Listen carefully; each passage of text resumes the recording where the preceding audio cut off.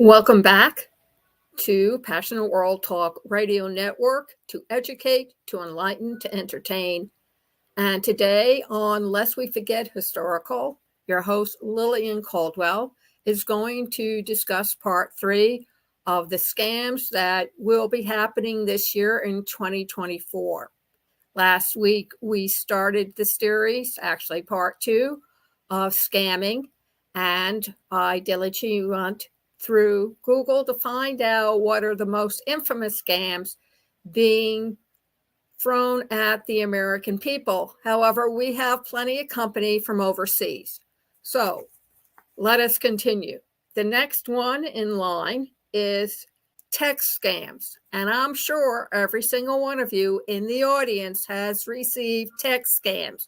Either they fall into your spam files, they fall into need to be seen promotion files, and occasionally they're also seen in your regular email file. So what do you need to know? A lot. Text message scams are especially popular and also be sent via your iPhone or your tablet, not just your computer or your laptop. The Federal Trade Commission, or the FTC, says one reason may be that texting is cheap and easy. According to a 2022 Consumer Sentinel Network data book, Americans lost over $330 million to text scams in 2022. And those figures are just from 2 years ago. Now, be aware that these scams can take many different forms, but the scammers often impersonate a well-known company, such as a bank, an online retailer, delivery company, or government agency. A lot has been said about Social Security and, of course, the ever popular IRS. They might say there's suspicious activity in your account, your bill is past due, your item couldn't be delivered, or that you were selected for a job interview.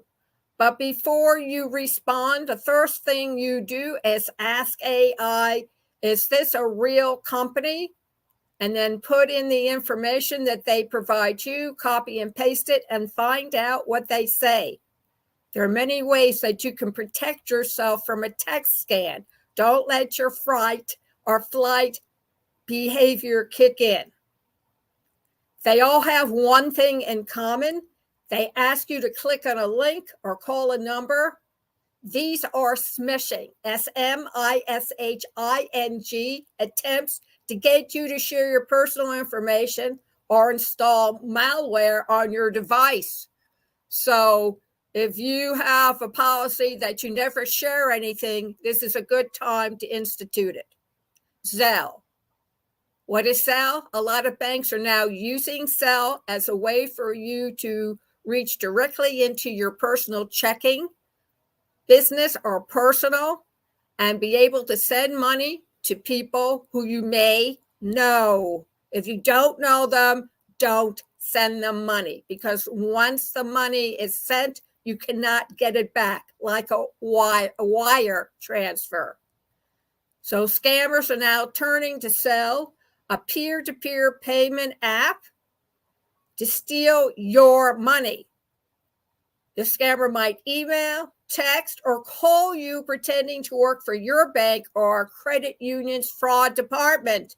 They'll claim that a thief was trying to steal your money through Zelle and that they have to walk you through fixing the issue, somewhat like the computer scams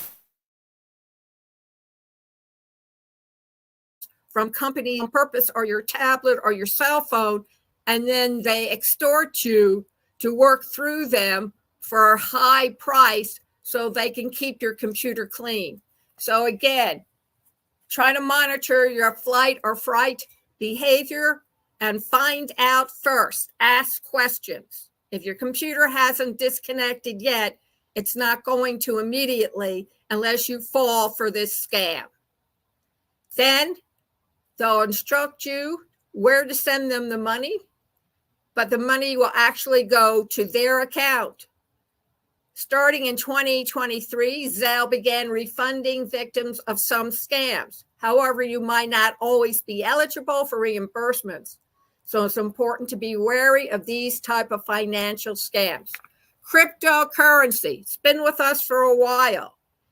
The frenzy might have died down, but that hasn't slowed down the amount of scammers who instruct people to use cryptocurrency. I tried it once, got thoroughly confused, and never went back. The same thing with the money app that's out there. Tried it once, didn't make a go of it, and decided if I'm not going to understand what I'm doing, then leave it alone. It's not worth it. And I was lucky. I got rejected both times. Let that be a lesson to you. Don't use something that you feel is inappropriate for you or you feel uneasy about. Listen, your body is telling you, don't do this. Listen to your body. More on that and scam damnation.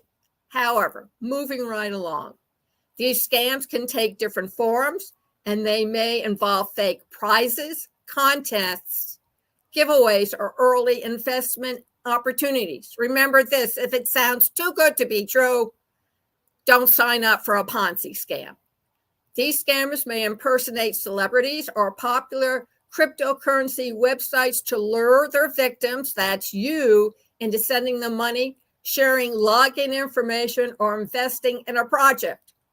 Crypto exchange accounts have also been the target of the OTP bot attack technique described above to prevent you from getting your crypto back while the scammer drains your account. Romance scams. I know about this. I've been scammed twice with this, been burned twice.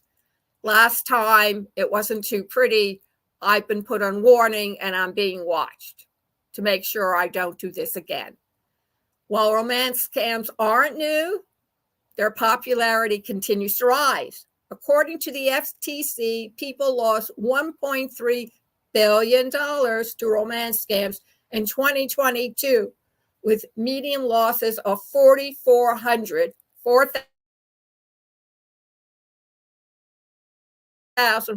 often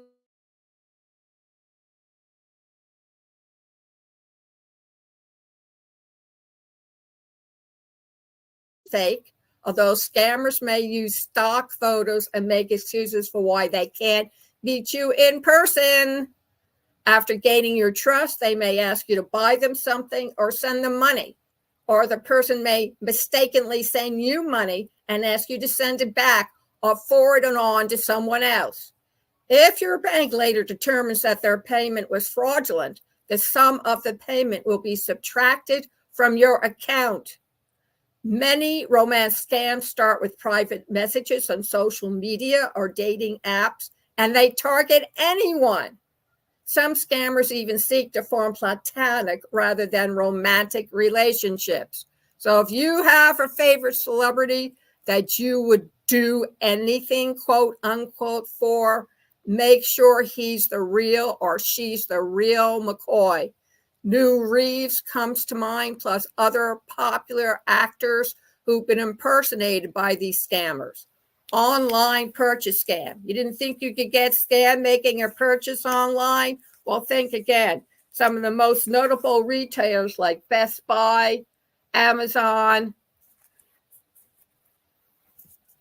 Office Depot, Lowe's, these are all infamous for retail scams. Online purchase scams continue to be one of the riskiest types of scams. According to the Better Business Bureau, BBB, the 2022 Online Scams Report.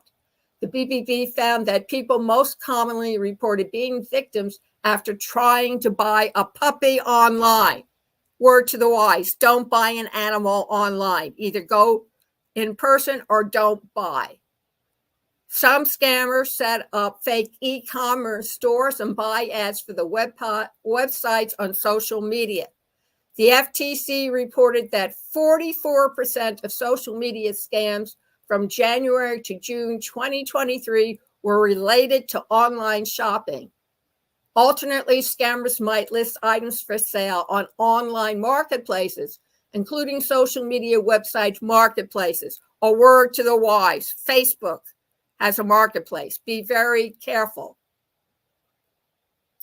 The scammers might take your money and never send anything in return. I had that happen to me.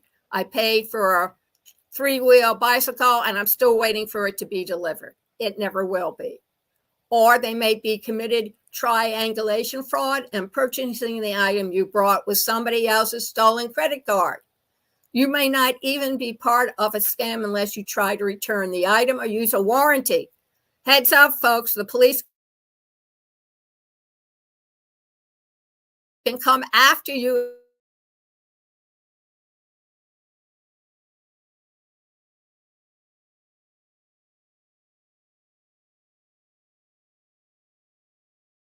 Employment scams use enticing and hard to detect lures to target people, who've been out of work. Some scammers take a slower approach with interviews and a legitimate seeming operation. Again, if you're not sure, contact the Better Business Bureau.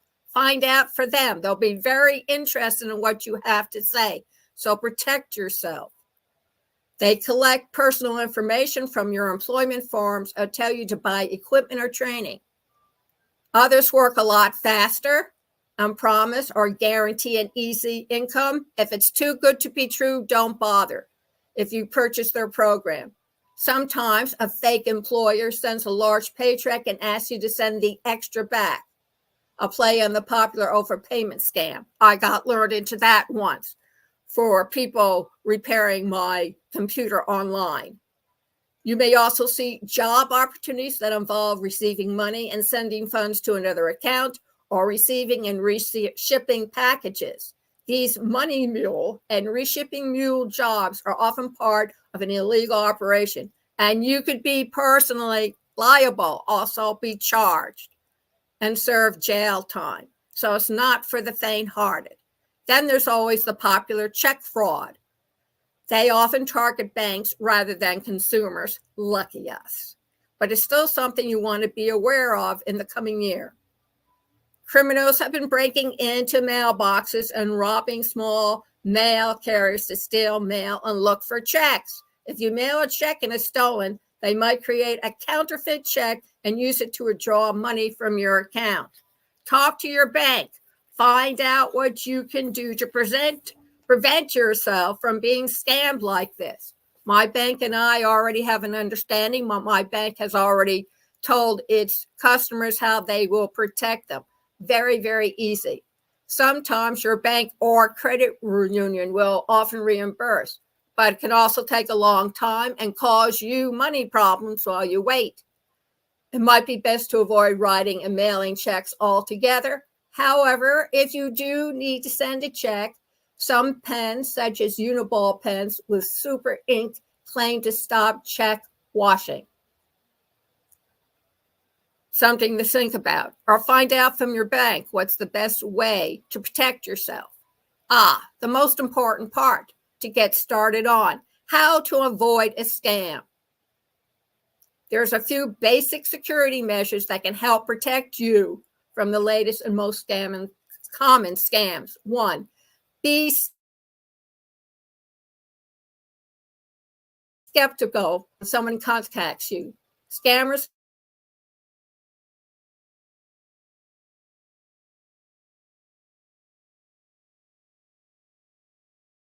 burn the damn letter. They can come from different sources, including government agencies, charities, banks, and large companies. Don't share your personal information, usernames or password, or one-time codes that others can access your accounts or steal your identity. If a celebrity guy wants to help you out and he asks for your information to get into your bank account, do not give it to him. If he comes back, you don't trust me, you say, you're absolutely right. I don't trust you. You'll lose his friendship, but you'll keep your money. Only you can determine which is more important. Don't click unknown links. There's a new scam out via the phone that you click on it, they can drain all your money from your bank account. So be forewarned and be aware. Whether the link arrives in your email, a text, or a direct message, never click on it unless you're certain the sender has good intentions. If a message says it's from a company or government agency, call the company using a number that you looked up on your own to confirm its legitimacy. 3, be careful of your phone. If you suspect a spam call, don't respond or press a button. The safest option is to hang up or ignore the call entirely. You can always look up that organization and initiate a call yourself if you're worried there may actually be an issue. Enable multi-factor authentication. I do it. My station manager does it. Everybody should do it. Add this feature to any accounts that offer it as an option, and try to use a non-SMS version to protect yourself from SIM swapping. Research these companies before taking any action. Before you make a purchase or a donation, take a few minutes to review the company. Do a web search for its name plus scam or reviews, and research charities on Charity Navigator and Charity Watch. Don't refund or forward overpayments. Be careful whenever a company or person asks you to refund or forward part of a payment. Often the original payment will be fraudulent and taken back later. Look for suspicious payment requirements. Scammers often ask for payments via wire transfer, money order, cryptocurrency, or gift cards. These are harder to track and cancel than other forms of payment, which can leave you out of millions of dollars. Create a family password used to verify that it's really one of you from your family on the phone and not someone trying to fool you or use a deep fake voice to mislead you. What can you do if you do fall victim? Often you can't get your money back, but there's also no way to take back your personal information. There are a few things that you can do, and we will wrap it up on that. Report the scam and scammer. You can report scammers to the FTC online. Report the scam and related message to any relevant party, such as your bank, credit card issuer, social media platform, email provider, phone carrier, or the USPS, Postal Inspection Service. You can also file a police report, which might help with recovering your identity or lost funds. Scan your devices. If you clicked on a link or attachment, you may want to run an antivirus scan to check for malware, or take it into the Geek Squad at Best Buy or Office Depot and have them go through your computer with a fine-tooth comb to remove it. Change your passwords. Change the passwords of any accounts that use a password that potential scammer might know. Use this as an opportunity to create stronger passwords, or try out the newer passwordless option called passkeys that are available on some websites. And lock down your credit. If you're worried about identity theft, if you gave that scammer your personal information, you have the right to add fraud alerts and security freezes, also called credit freezes, to your credit reports for free. This can help a scammer from opening an account using your information. Next week, we will wrap it up of how to really protect yourself. I want to thank you very much for joining me this afternoon. You can listen and view this video podcast of Lest We Forget Historical Scammers 2024 Part 3 at youtube.com/PW Network, pwtalkradio.com, https://passionateworldtalkradio.com, linkedin.com/Lillian Cauldwell, all of social media, LinkedIn, YouTube, Tumblr, Instagram, Facebook. And this next week on June 11th and June 13th at 4 p.m., host Lillian Cauldwell will give you a preview webinar of what the cult of podcasting is. We discussed the 7 C's of communication, the 5 W's of interviewing, and mastering your people skills.